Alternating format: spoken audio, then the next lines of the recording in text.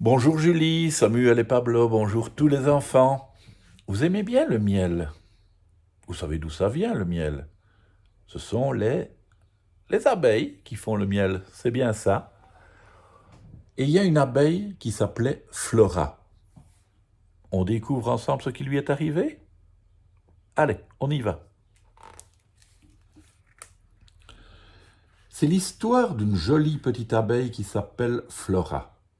Une petite abeille travailleuse, bûcheuse, butineuse, pas du tout rieuse ni capricieuse, et encore moins joueuse ou paresseuse. Bref, une abeille très comme il faut. D'ailleurs, chez les abeilles, on n'aime pas beaucoup ça, les gens qui ne travaillent pas. Et dans les alvéoles de la ruche, toute la journée, bzzz, bzzz, bzzz, quelle activité! Et ça bourdonne, et ça ronchonne, et ça bougonne.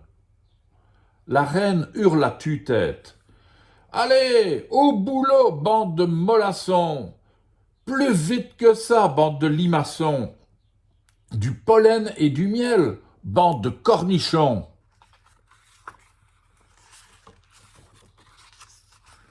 Un matin, Flora l'abeille arrive très en retard à la ruche. Désolé, je me suis endormi en volant. J'ai percuté un arbre, mais je me suis juste froissé une mandibule. J'ai quand même eu la force de récolter du bon pollen. Les abeilles ouvrières l'observent d'un air étonné. Mais il est où ton pollen? Flora se tâte l'abdomen. Oh, ça alors? Il a disparu? J'ai dû le perdre en route. Et Flora repart aussitôt en zigzagant bizarrement. Le lendemain, Flora arrive à nouveau très en retard. Elle a les poils tout ébouriffés. Elle porte sur la tête un vieux chapeau de paille tout troué. Encore en retard? Grommelle Benoît le surveillant, un faux bourdon qui ne plaisante pas avec la discipline et avec les horaires. Et c'est quoi ce chapeau ridicule, hein? Demande-t-il. Pardon, s'excuse Flora. Et elle enlève vite son chapeau miteux et se met à fabriquer du bon miel, du pollen et de la cire avec les autres abeilles. Ce gros pacha de Benoît, un de ces jours je vais lui piquer les fesses, chuchote Flora à son amie Zelda. Bientôt, dans la ruche, on ne parle plus que de ça. De Flora, la petite abeille, qui en ce moment fait vraiment, mais alors vraiment, n'importe quoi. Oscar l'a découverte un jour en train de faire la sieste dans la corolle d'une rose. Et bzzz, bzzz, bzzz, bzzz, les abeilles se mettent à chuchoter dans son dos. Oui, elle a les paupières tombantes, dit l'une. Elle rapporte de moins en moins de pollen, se lamente une autre. Ma parole, papote certaine, elle boit trop de nectar. Moi, je suis mais sûr qu'elle est amoureuse, dit Zelda, qui voit des histoires d'amour partout. L'affaire fait si grand bruit que bientôt la reine apprend la nouvelle. Comment? Une abeille qui ne travaille pas? Ah non alors, pas de ça chez moi. Et elle convoque aussitôt Flora dans la chambre ronde où la reine passe son temps à pondre. Alors, pourquoi depuis quelque temps es-tu toujours en retard? Flora devient soudain aussi rouge qu'une coccinelle. Je voulais vous faire un cadeau, dit Flora qui admire beaucoup la reine. Arrête de dire des bêtises, dit la reine, si tu n'as pas trouvé mieux comme excuse. Tu dormais, voilà la vérité. Tu n'es qu'une paresseuse.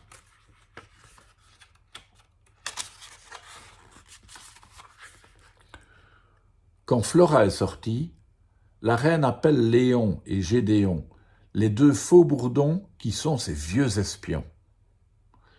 Vite, suivez cette petite écervelée et tâchez, bougre d'empoter, de découvrir ce qu'elle fabrique quand elle n'est pas à la ruche. Allez, plus vite que ça. Léon et Gédéon s'envolent lourdement. Ils battent des élytres à toute allure. Suivre Flora, ça ne va pas être facile, soupire Léon. Tu l'as dit, grogne Gédéon. Surtout que courir après une jeune abeille, franchement, ce n'est plus de notre âge. Depuis 8 jours, dans la ruche, c'est la consternation. Flora a disparu. Nul ne l'a revue. Quant à Léon et Gédéon, punis, ils croupissent en prison. Sans miel ni nectar. Des bons à rien, à rien, à rien, hurle la reine. Les rumeurs et les ragots vont bon train. Bzz, bzz, bzz. Elle s'est fait prendre dans un tue-mouche. Ou alors elle est partie à Cuba, disent les uns.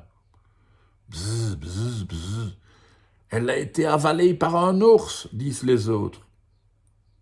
Oh mon Dieu, pourvu qu'il ne lui soit rien arrivé, soupire son amie Zelda, très inquiète. Ce que tout le monde ignore, c'est que dans la forêt, il y a une drôle de petite abeille qui s'active, mais qui s'active avec sur la tête un chapeau tout miteux. C'est Flora. Chut, ne le répétez pas.